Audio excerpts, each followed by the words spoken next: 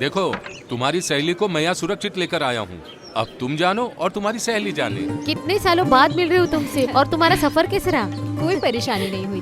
बेचारे लड़के के बारे में सोचकर थोड़ा घबरा गई थी, अभी ठीक है। तुम्हारा नाम क्या है बेटा? मन्नू।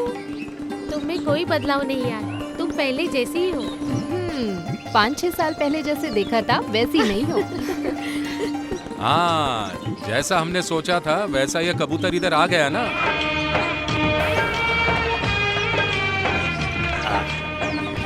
अरे कबूतर, तुम्हें काम करने के लिए एक और घर मिल गया। ये है टीचर। क्या कबूतर? हाँ, यही है कबूतर। ये अपने दिल में कुछ नहीं रखता है। ये सबका काम अपना काम समझकर करता है। एकदम शांत स्वभाव। खड़े खड़े क्या देख रहे? चल सामान उतार।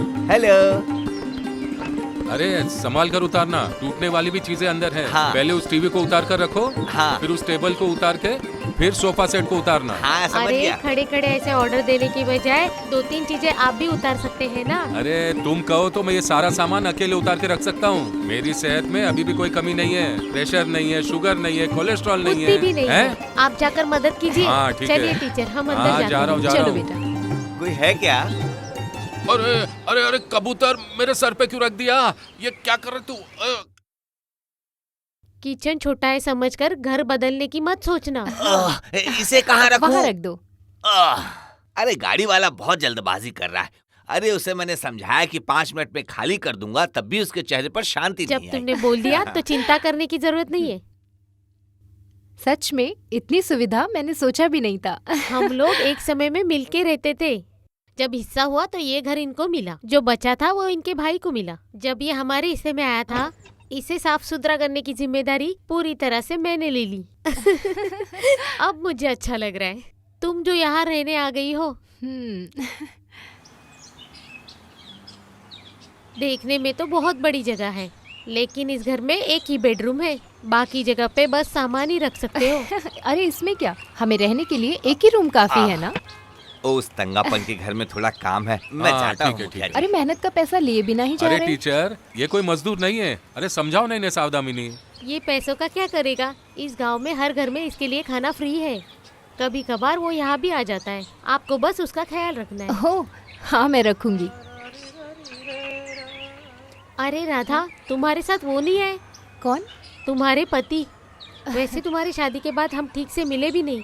एक बात पूछूं क्या? तुम्हारे हस्बैंड के साथ सब ठीक चल रहा है नहीं ना? नहीं, हमारे बीच में कोई झगड़ा नहीं हुआ है। वैसे क्यों ऐसे पूछ अरे रहे हैं? अच्छा। आपको और बच्चे को अकेले देखकर इसलिए पूछ रही है सही ये। कहा। आज आने वाले थे ऐसा बोल रहे थे।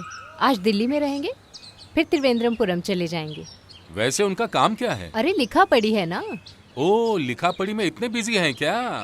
अरे ये अंकल कुछ भी नहीं जानते हैं। फिल्म की कहानी लिखने वाले हैं पिताजी। देखो इसमें उनकी फोटो है। दिखाओ देखो। दिखाओ। ये मेरे पिताजी हैं। हाँ,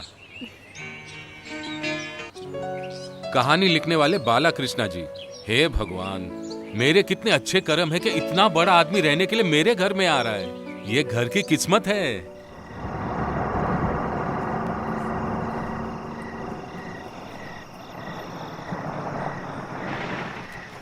सर जी, आपने जो जगह बताई थी वो आ गई है।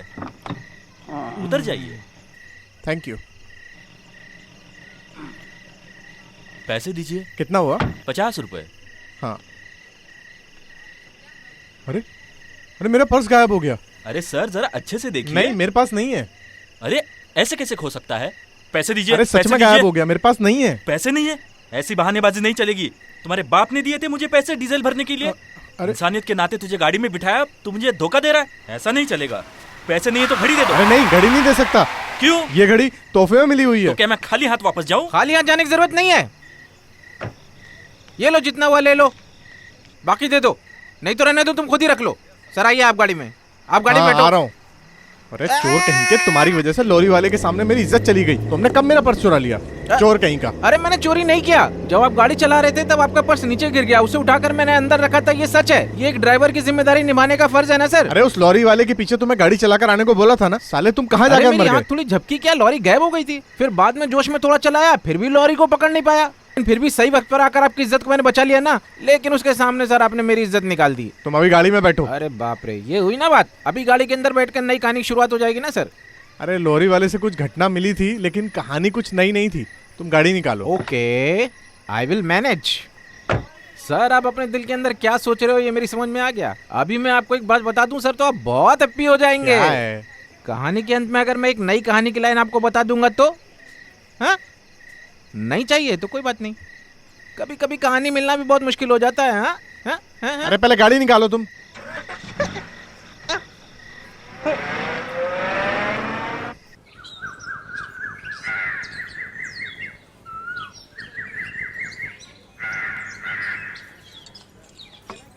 माँ जल्दी आओ, जल्दी आओ, देखो यहाँ भूत है। माँ माँ जल्दी आओ, देखो भूत है, अरे भूत क्या है, हुआ? भूत है। माँ देखो भूत है। बेटा ये जो भूत है ना, ये भूत आपके पापा जैसा दिखता है। अरे ये तो पापा है। अरे आजा मेरा बेटा। पिताजी आप बहुत दिनों बाद आए। अरे पिताजी को काम ज्यादा था। कभी कभार आके बेटे से मिलना भी चाहिए, नहीं तो ये ऐसे भूत कहकर आपको बुलाने लगेगा। आपको देखकर तो मैं भी डर गई थी। अरे तुम चुप रहो, इसे ऐसी बीमारी वारी कुछ नहीं है। हाँ। अब से तुम्हारे पिताजी कुछ दिनों के लिए यहीं पर रहेंगे। अब मैं जाकर थोड़ा अच्छे से नहा धोकर फ्रेश होकर आता हूँ। जाओ। सुनो। अरे मेरी प्यारी राधा, बोलिए। तुम्हारी सारी ख्वाहिश को मैं पूरा करूंगा। सारी कहानियों को साइड में रख के मैं अपने बेटे के साथ इस घर में कुछ दिन रहूंगा। ओह, अब यह आदमी कुछ दिन तुम्हारे साथ ही रहेगा। कौन है वो आदमी? मैं ही हूँ वो आदमी। टन टन। कौन है ये? सुबह सुबह साइकिल पर ऐसे घंटे बजाते हुए जा रहा है। अच्छा, वो हमारा कबूतर है। कबूतर? वो भी साइकिल पर? तुम क्या पागल हो क्या? अरे इस गांव में एक आदमी का नाम है कबूतर। अच्छा। कोई भी काम देंगे तो वो बस उड़ता ही रहता है। हर सुबह वो साइकिल पर बेल बजाते हुए जाता है और बेल की आवाज सुनकर लोग उठ जाते हैं। तो फिर तुम्हें उठने के लिए अलार्म की जरूरत ही नहीं है, ऐसा ही है ना? सिर्फ मेरे लिए नहीं, ये पूरे गांव वालों के लिए है। ये कैरेक्टर तो अच्छा है ना, कबूतर। लगता है मेरा पेट भरने से दिल भर गया। इस छोटे से गांव में एक पुरानी चाय की दुकान में इस तरह का खाना जो खा रहा हूं मैं, उसे लेकर आपका क्या विचार है? हाँ? हाँ? हाँ? अरे कहाँ से आया ये? क्या समझे? अनुभव के लिए। अनुभव? समझ में नहीं आ रहा है ना? वैसे बुड्ढे, तुम्हें इस उम्र में अनुभव की कोई जरूरत नहीं है ना। थोड़ा सा पानी पी के फेंकना शुरू करो, नहीं तो खाना तुम्हारे गले में अटक जाएगा। इसे देखने वाले को कुछ अनुभव भी मिल जाएगा। अरे दिखने में भाई साहब पठान जैसे लग रहे हैं, लेकिन देखो इन भाई साहब का दिमाग कितना है। इन्हें अनुभव बोला तो क्या होता है पता है क्या? बड़े कहानी लेखक को बगैर अनुभव से कहानी मिलेगी ही नहीं। अरे वो कहानी लेखक है। अरे तुम्हें क्या पड़ी है इस तरह खाने खाने की? ये हुई ना बात। इसका मतलब भाई साहब मुझे अच्छे से पहचाने नहीं, मुझे साजी कृष्णा सर का सिर्फ एक गाड़ी चलाने वाला ड्राइवर समझ रखा है क्या?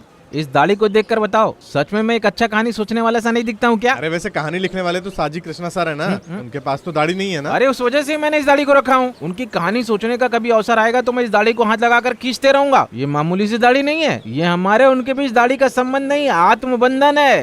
अरे क्या है? वैसे सिर्फ दाढ़ी की बात नहीं, उनके सर में भी थोड़ी कमी है। और वो जो आजकल फिल्में आ रही हैं वो कहाँ से आ रही हैं? इस दिमाग से ही। अरे इस बात को ठेस पहुँचने मत देना। भाई साहब अगर मुझको ठीक से पहचानना है तो सीनियर से पूछ कर अरे देखो। तुमने पहले से उधार लेकर रखा होगा। भाई साहब का दिमाग देखो। सीनियर बोला तो डांस भरतनाट्यम ऐसा बोलने वाला सीनियर श्रीनिवासन है। वैसे पहले मैं उनके साथ भी था ना। उसके हर शब्द को देखकर सारे लोग हंसेंगे उम्र की वजह से। उसमें मुझे भी साथ में ले लेंगे। बाद में मैंने भी एक ह्यूमर बताया, उसे देखकर वो हड़बड़ा